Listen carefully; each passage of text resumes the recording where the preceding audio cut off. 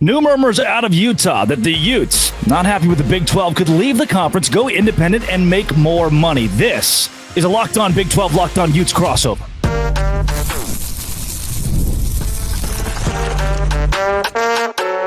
You are Locked On Big 12, your daily podcast on the Big 12 Conference. Part of the Locked On Podcast Network, your team every day.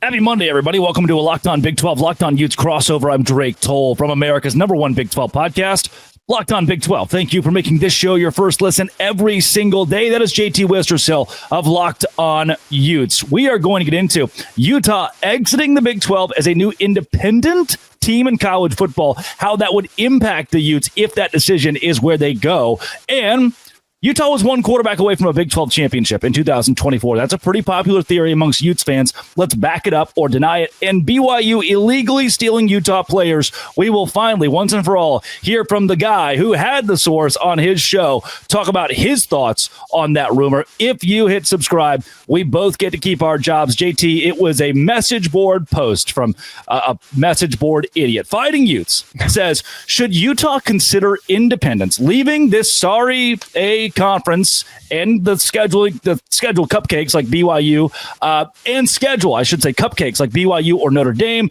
guaranteed playoffs almost every year, huge payouts, wouldn't have to share the money, could easily exceed Big 12 cash. Is it the right move for a Utah to replicate what BYU did for so long and go independent?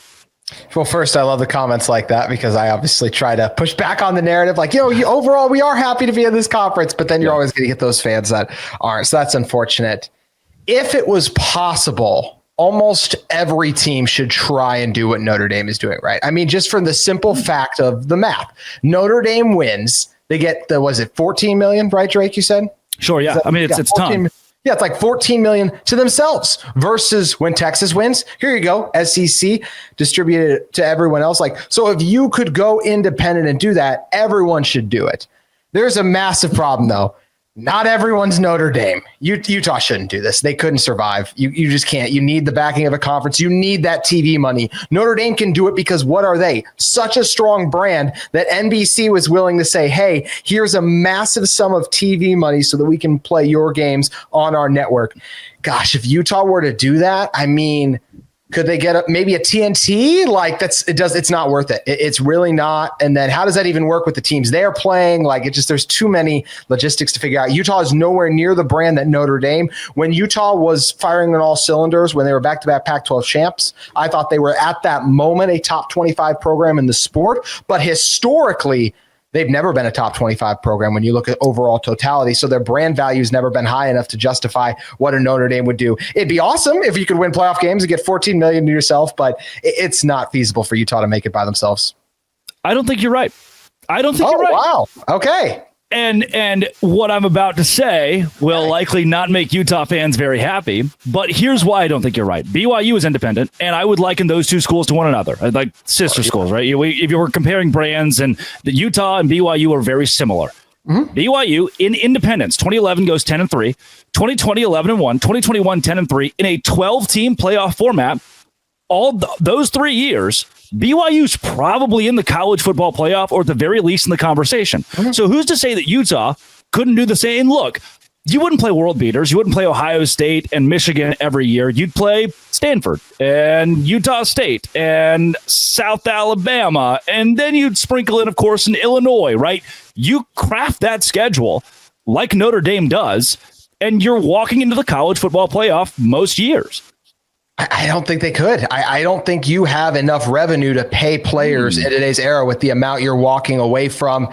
And I would need to go back and look at schedules and all the things of that nature. But I feel like it would have been hard for BYU to get in a lot of those years. Drake, you mentioned that. I mean, I can't remember the last time before this year they finished the season ranked inside the top 15 outside of COVID year 2020, Zach Wilson, heck of a team. That team would have been a really good addition to the 12-team playoff. Outside of that, I can't remember when they finished in that range because they would still they'd be a 9-3 team or somewhere in that span, but they'd have some really bad losses. I'm talking Northern Illinois times 2, basically. So I just don't think you can make it by yourself in today's era where NIL comes in and you won't get a strong enough TV deal to make the money, to make the revenue. I just think it's too hard right now. You're turning down too much money. And sure, if you got in and won a couple games, I guess, but there are so many logistics and things that you have to go through here that I don't think Utah would be able to overcome. BYU would probably fare better as an independent than Utah would because of that brand. I'm not saying in terms of like, hey, if Utah was independent the last 10 years versus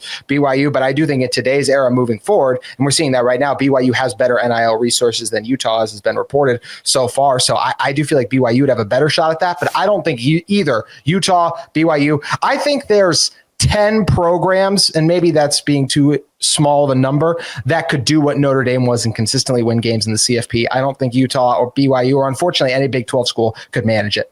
Yeah, that BYU year of 2021, they played a top 20. They played and beat top 25 Arizona State, top 25 Utah, Arizona, Boise State. They lost that game to Boise State, but they played Boise State, played Baylor, played Washington State, played USC, and beat them in the regular season. I mean, they were ranked 13th in the country going into the bowl game, 12th maybe, and so they're in the conversation, right? They proved that, hey, in a 12-team playoff format, being independent is not the worst thing in the world. Now, I would push back for different reasons, and you mentioned it a bit. Probably my major reason would be the TV contracts. That's a huge, you put that in there. I would put that at A1.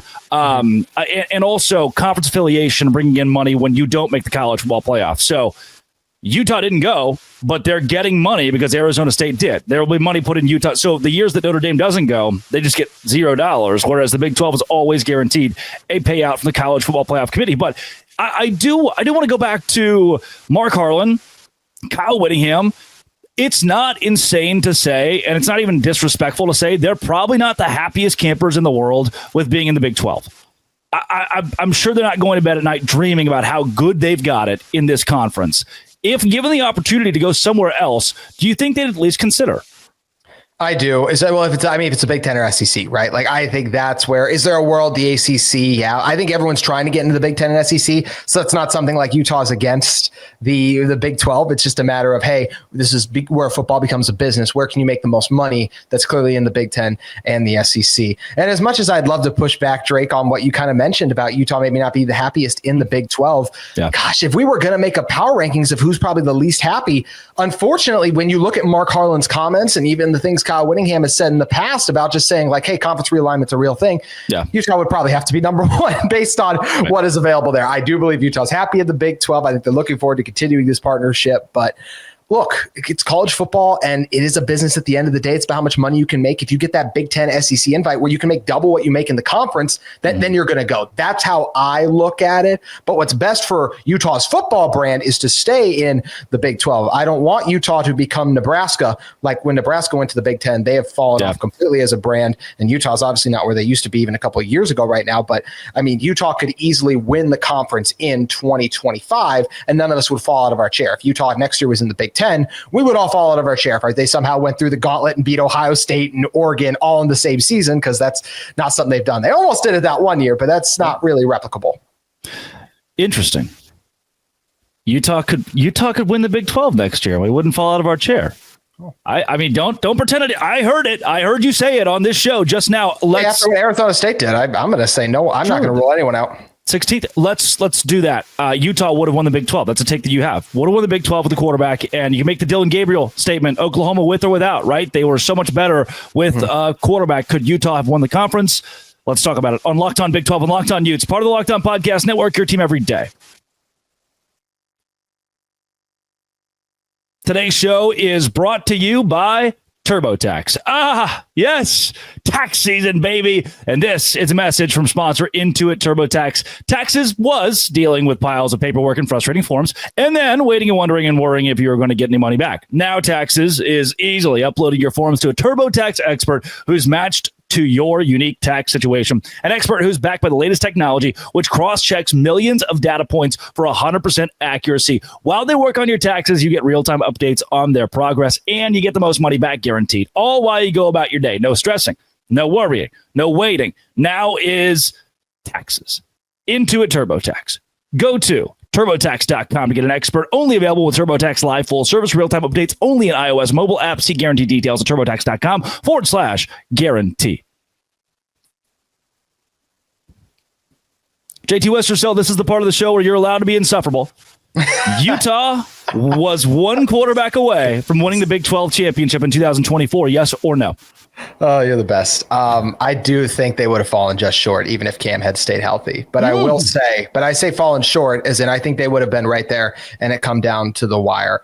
I want to take everyone back to before the season started, why Utah was picked, not just by me, as a lot of people seem to think I was the only one who was trying to campaign them sometimes. Almost everyone. And Drake, did you pick? I think you went with Kansas, but you had Utah at least in the championship game, right, my friend? I had Utah, who went 5-7 in the championship against Kansas, who went 5-7. Yeah, exactly. So it's also your fault too. But Spencer is McLaughlin. He picked Utah to make it. Utah and Kansas, by the way. Oh yeah, and Joel Klatt, Utah and Kansas. College Game Day, that graphic when it was all Utah and when they were making their preseason predictions of who was going to win the conference. Why was that? Because this roster looked really good on paper. And it wasn't just that. It was the schedule too. I mean, how many of the games too, I will say, like if you want to make the argument that Utah would have won, I could easily make that argument that Utah would have been Big 12 champs, especially when you look at all of their games they played. They lost their 7 of their last 8. So it's like, how could you say that? But the most important position on the field is quarterback. And almost all those games, the biggest reason they lost it was because of poor quarterback play. So if Cam Rising's in there, you're not going to get poor quarterback play, at least the healthy Cam Rising, not the one we saw against Arizona State. And all of them were a game in the fourth quarter. Even the games where you're like Arizona, the game, that was 23-10. Utah had several chances to make that a game. The Colorado game ended up being a blowout, but Utah was right there in that one too. Gosh, Utah with even bad quarterback play nearly beat BYU at home, right? So that's where the schedule was also in theory lining up for them. When we thought that Arizona was going to be really good, when BYU ends up being your rival at home, Iowa State being really good, you get them at home. That's where at the time when a Utah team that really hadn't lost at home multiple times in the season since like 2017, I think it was, until this last year. So the defense pretty much lived up to their end of the bargain. They had a couple lapses, but if Utah would have just averaged that 38 points per game that they averaged the last time Cam Rising was healthy, they only would have lost to Colorado. So I think it's pretty easy. I said at the start of this, though, I think they would have fallen a little bit short. Look, ASU just seemed like a team of destiny this year. Cam Scadaboo, Sam Levitt, what they were able to do, Kenny Dillingham. I think Utah would have had a chance to win that game at Arizona State. Maybe they wouldn't have, but I don't know. I just feel like it was Arizona State's year. I really do. As high as I was on Utah, I feel like it was ASU's year. I don't know, JT. Again, I want to push back a bit here on you. When that game was played, it didn't feel like to me Arizona State was in their stride. We didn't know what we were going to get out of Arizona State at that time. I do believe you take that game itself into context, Utah's got a really good shot to win it. If not only they have a quarterback, but if Cam Rising is who we were promised and who we saw in 2022. Like what's wild to me is I don't want this to be Utah would have won the Big 12 with a healthy Cam Rising. Utah would have won the Big 12. They're one quarterback away. And it might not have been Rising who could have been that guy for the Utes. Did you think in the sample size that you saw that Cam Rising was 2022 level, or was like could he have been the catalyst to a Big 12 title, or would it have had to have been a somebody else, another competent quarterback somewhere out there? I mean, if Cam could have stayed healthy, I think he would have rounded into form. But I will agree that looking back on even his first few games, I thought he looked like a quarterback who was still shaking off rust, which is understandable because the stat I love to throw around before I came on your show in the past, Drake, was the whole Tom Brady thing. That Tom Brady had played a game more recently until Cam did. But even when he got hurt in the Baylor game, he still missed a throw or two. The offense was stalling a little bit. So I think he would have eventually rounded into form of a guy who could have helped Utah contend for a Big 12 championship. But obviously we saw him against Arizona State. He got hurt the third play of the game and was never himself. The reason I'll go back to why I think Utah would have fallen short even if Cam was healthy, if we're going to do the what if game, we could also easily do what if Sam Levitt doesn't get hurt in that game. He missed a large chunk of time against Utah in that game. So if he stays healthy, then their foot has to stay on the gas pedal even more, because then you're going touchdown for touchdown maybe if Utah's offense is firing more. I think it would have been hard for Utah to win there. I would, with a healthy Cam Rising, I'm saying that the 1 point difference does swing against BYU. They win there. Coming into the year, I always thought Colorado was a bad matchup for Utah. I think they would have still probably lost that game, even though that was a winnable game. Shador, that passing offense against a pretty good Utah secondary, but still having trouble against one of the best offenses in college football, unless you're playing BYU, obviously, in the Alamo Bowl, because I still can't believe what the Cougars did to them there. I think Utah would have had 2 losses, and I think maybe it would have been some of those, and still gotten in the conference championship game, but that's where I give ASU the edge. Utah could have been right there. Cam Rising could have been the guy if he got healthy to make this team a contender again. If they'd gotten 22 Rising, very well could have won the conference. Like I said, I'm still going to lean with them falling just short because also it is Utah football, Drake. And unfortunately, as we know, even if Cam could have somehow been healthy, there were several other guys that were going to be hurt. Can I go back and just dig up some bones here with you? Sure. Let's do it. When that Arizona game happened, because you win at Oklahoma State, you prove that, okay, maybe Isaac Wilson could be the guy against Utah State, and then you win against Oklahoma State on the road. And we can play Big 12 football. That was a big thing. Like people were talking about the softness of the Pac-12. I never bought into that narrative, and I think a lot of people watched Utah didn't, but that was a big thing too. So that was such a big win for Utah. Yeah, and that was top 15. We still thought Oklahoma State, who was undefeated, we thought this was the matchup of the Big 12. This is going to determine who goes to Arlington and represents the conference in the college football playoff. Obviously, that goes really south for both of the schools. What was it like? Like, take me back into the moment in the war room during that Arizona game when they stretched the lead to double digits and you realize Utah's going to lose. So just disheartening. I mean, you feel like, and I will say there was a chance where you're like, okay, just Isaac Wilson is clearly not ready. Cam Rising will be back soon, and then hopefully you can rebound there. But I mean, even that game, just pulling back up the numbers, Isaac was 20 for 40. He had 280 yards. But I remember Utah came up short on a lot of the money downs, 2 interceptions. One of those put Arizona in prime position too. And that was a really deflating game because Utah hadn't lost to an unranked team at home since maybe even further back than 2017. I can't remember when that was too. So that was where it's like, whoa, what's going on here? You follow that up with you get him back against Arizona State, but then it goes even worse than there. And then come to find out at the end of the season too, like at the time it was like, well, Isaac Wilson balled out on the road against a top 15 team. But then we learned what Oklahoma State was. They had one of the worst defenses in college football. So it really was just kind of a false performance from what this Utah football team would end up being. Man, I thought this Utah team after that Oklahoma State game was on their way to probably just lose one game in conference action and then go on to win the Big 12. But injuries played a massive role, the biggest one being quarterback. And it is amazing how different the tone is, even for myself, talking about this Utah football program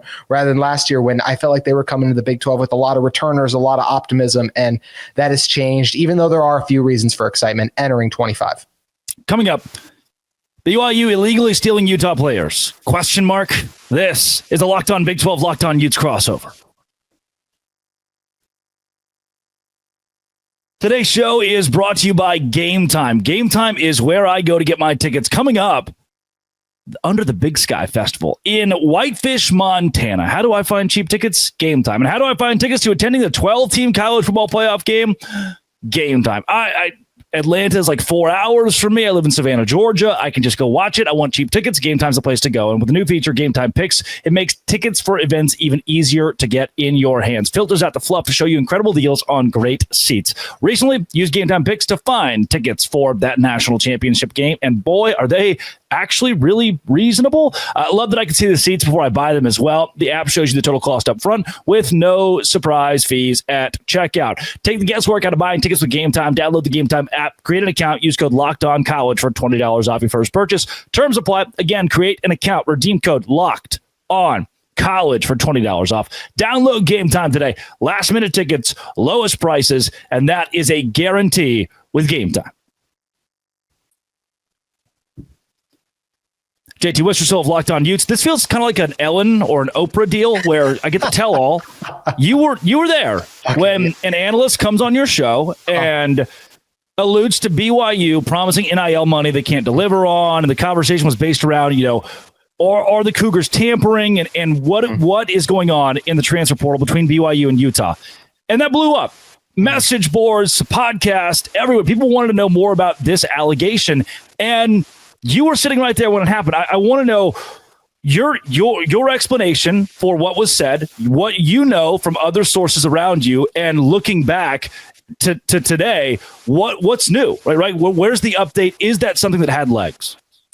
Look, Alex has his sources. I know you had Jake Hatch on last week, and he has his sources. So the college football is an incredibly complicated space right now, and NIL deals are incredibly complicated and everything that happens in there. So I'm not going to try to do who's reporting, who was correct, who wasn't, because then I love Jake, I love Alex, I appreciate both those guys so much. So I don't really want to take a stance on either one of them and be like, oh, this is exactly what's going on, because I can't speak for what I've been told in terms of I haven't heard from like, hey, this is exactly what's going on behind the scenes. So I want to respect those two guys reporting and say right there. What I do want to talk about though is the tampering stuff. That to me is something that it has so many people talking about right now, what is going on. And I also want to clarify and narrow this down a little bit, because Drake, you've talked about this a lot on your show too. And I want to narrow it down what I think most Utah fans' frustration is about. This is not about a guy in Hunter Clegg coming back from his mission and going to BYU. That happens all the time. I don't think there's anything off or different about that situation. This is not about even a Carson Ryan who, right as the way the portal opens, and he's gone. He says right away, like, I'm gone. I'm going to enter the portal and go from there. So this is another situation. I want to just focus on what happened to Keanu Tanuvasu.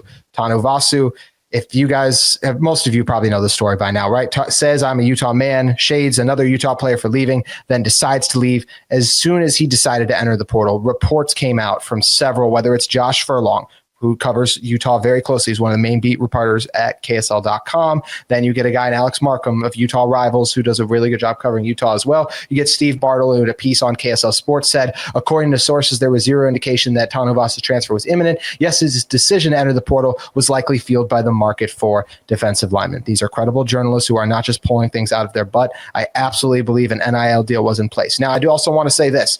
Is BYU doing something illegal and all these things of that nature? I'm sure by the letter of the law like that, when we get into tampering, whatever you want to say about tampering. But guess what? Everyone in college football is tampering right now. I'm sure Utah's been involved in some of it. I think everyone has been involved in tampering in one way or another. And there's no evidence that you can really cling to. And you might say that's kind of crazy for you just to say that. But also just, it really doesn't take that long of a Google search to see how many other college football coaches are accusing this person of tampering and that person of tampering. And I'll also say this, Keanu Tanuvasa's dad came out anyways and said, hey, after New entered the portal, New being his son, that Utah offered enough to keep him, but he chose BYU. So good for Tanuvasa for making that choice. I don't know ill will towards Tanuvasa, but to act like nothing happened when he said he was going to stay at Utah, then shades another player for leaving, then ends up deciding to leave, and then these reporters that I trust are saying that an NIL deal was involved, then yeah, I'm going to lean towards that as there was something going on behind the scenes. But BYU is not the only one. Utah's probably done it too. Like I said, this is widespread in college sports right now. Yeah.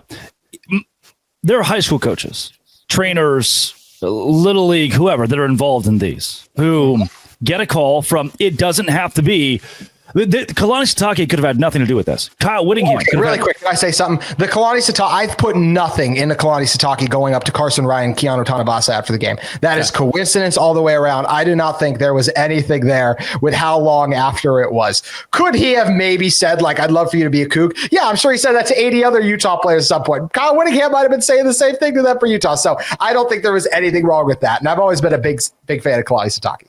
Yeah, I don't think that he was involved in a war room here where he's on the phone with a kid. He can't be. Yeah. You start leaving a trail that is undeniable, and that's how you get fired in college football. Though there could have been a BYU donor. I tomorrow, as someone who graduated from Baylor, I could pick up the phone and I could call Cam Scatterbo and say, hey, come back, use a year of eligibility, go to Baylor, I'll pay you $5 million. And the NCAA can't crack down on Baylor. They can't crack down on me. What are they going to do? Fine me? They can't. They don't have. It's not within their bounds to call the donor and be like, oh, can't do that. I could DM tomorrow any member of the Utah football team and say, I will give you $5 million to go play for BYU, to go play for Texas Tech, to go play for Baylor. And that is certainly happening because coaches don't have to be involved in that.